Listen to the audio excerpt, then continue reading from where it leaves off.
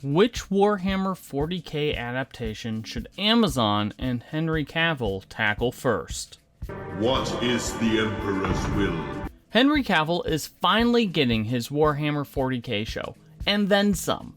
Last week, Amazon Studios announced that they had partnered with Games Workshop and actor Henry Cavill to create a Warhammer 40k Cinematic Universe. Now, Warhammer 40k is a deep universe with hundreds of great stories ripe for adaptation. And while it's certainly possible that Amazon and Cavill will opt to make a brand new story in the 40k universe, they could also choose to adapt one of the Black Library's mini epic tomes. So, here are 5 great Warhammer 40k epics that would be great for a live-action adaptation. Number 1, Eisenhorn. In a universe where entire solar systems are snuffed out in moments as massive armies fight for galactic supremacy, Eisenhorn's stories are far more granular and personal. They capture the terror and the unceasing violence that even the common folk face in the grim darkness of the far-flung future. Eisenhorn is an Inquisitor, a member of the Imperium with psychic abilities who investigates the forces of chaos, alien threats, cultists, and more. Eisenhorn is ruthless and calculating, but he's also willing to bend the rules to follow his leads and complete the mission. One of the best or worst parts of the Eisenhorn saga is his impressive retinue, which not only shows the vast number of different character types and the diversity of abilities in Warhammer 40k, it also ups the stakes considerably. You see, Eisenhorn's missions have a tendency to get his friends and allies killed, and this frankly makes for some really compelling reading.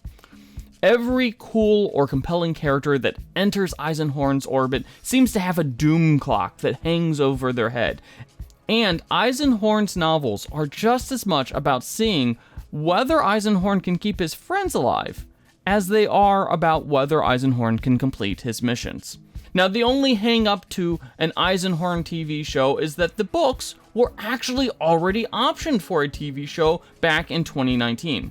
So, we might not get Eisenhorn simply because he's not available for Amazon to use. I don't know about Eisenhorn necessarily. Number 2, the Horus Heresy.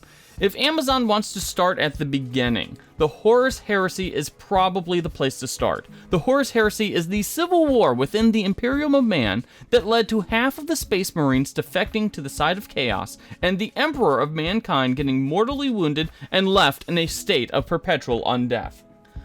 For lack of a better comparison, the Horus Heresy is the closest we'll get to Game of Thrones and Warhammer 40k. It's the story where the betrayals and the politicking are inevitable, but also painful and devastating to watch in real time.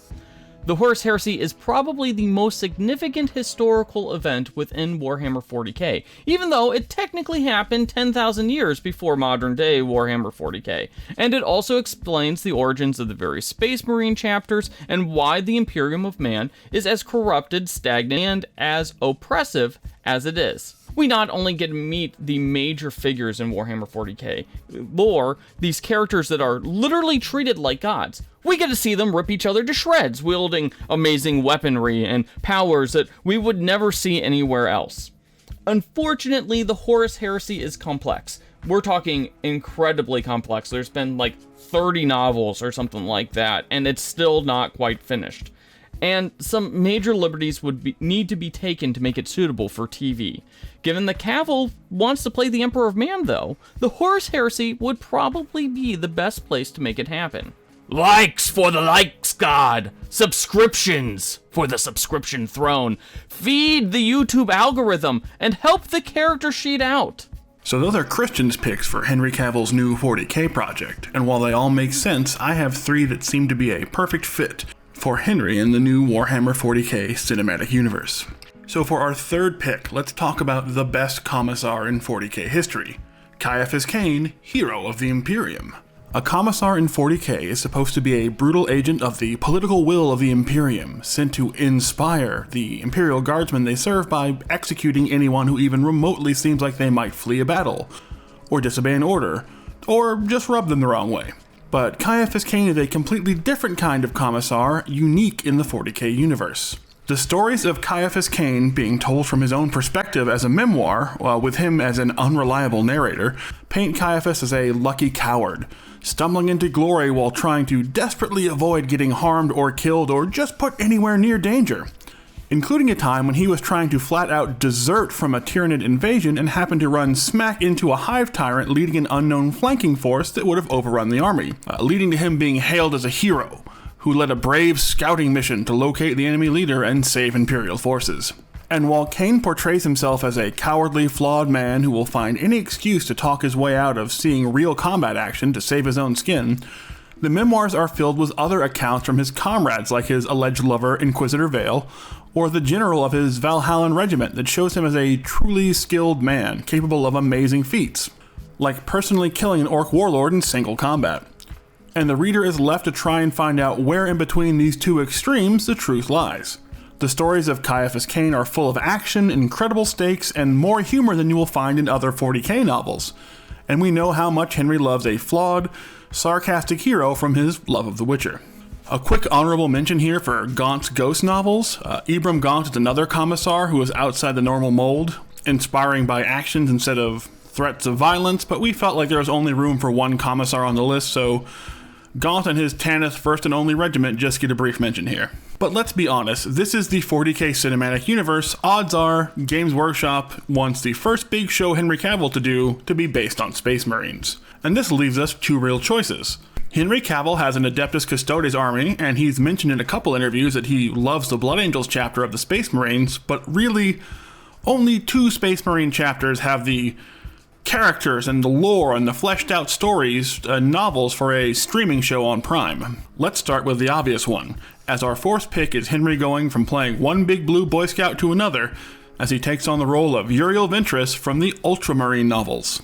The Ultramarines are the OG Space Marines, so it makes sense as an introduction to the new 40k Cinematic Universe, as the story follows Uriel on his journey from a young aspirant hoping to be chosen for the Ultramarines, to his rise through the ranks and eventual ending up as one of the most feared commanders and captains in the entire chapter. Uriel isn't as cookie-cutter as most Ultramarines are often accused of being, coming under fire for using tactics outside the Codex Astartes, which is the sacred rules of war handed down by the Primarch of the Ultramarines. He's willing to break or bend those rules to save his brothers or accomplish his mission. His adventures are also legendary, from leading the fight against the Chaos Marine Primarch Mortarion and the forces of Nurgle in the Plague Wars, to surviving an impossible death oath. He's also one of the best-known characters in 40k lore, so it makes for an excellent starting point for a new Henry Cavill 40k series. But if there's one Space Marine who is even more popular, it's Ragnar Blackmane from the Space Wolf novels in 40k. Ragnar's tale is even more full of twists and intrigue than Uriel's, as the Space Wolves are a more feral, aggressive brand of Space Marine, and Ragnar was chosen to join them as he lay dying on the battlefield after avenging the death of his clan, being dragged back to the lair of the Space Wolves and being raised into their order alongside the very person he thought he had killed to avenge his clan. Not only does the story follow Ragnar's rise from freshly minted Space Marine all the way to Wolf Lord and Chapter Champion, one of the highest ranks in the Space Wolves, but he does so while trying to turn this former deadly rival into a reliable comrade, dealing with Imperial assassins and the mysteries of the Navigators, and even being exiled from the Space Wolves for heresy after destroying a sacred spear to drive off the demonic traitor Primarch Magnus. Ragnar Blackmane's growth from a young Marine to one of the most dangerous men in the Imperium is filled with amazing exploits and incredible action, and it would make for some nice poetic irony if Henry Cavill left playing Geralt the White Wolf to take on the role of Ragnar Blackmane, the Dark Wolf Lord. So those are our picks for the 40k stories most likely to inspire Henry Cavill's new series in the Warhammer 40k Cinematic Universe. Let us know if you want to find out more about the lore of 40k in the comments, and please feel free to smash that like and subscribe button for the Emperor.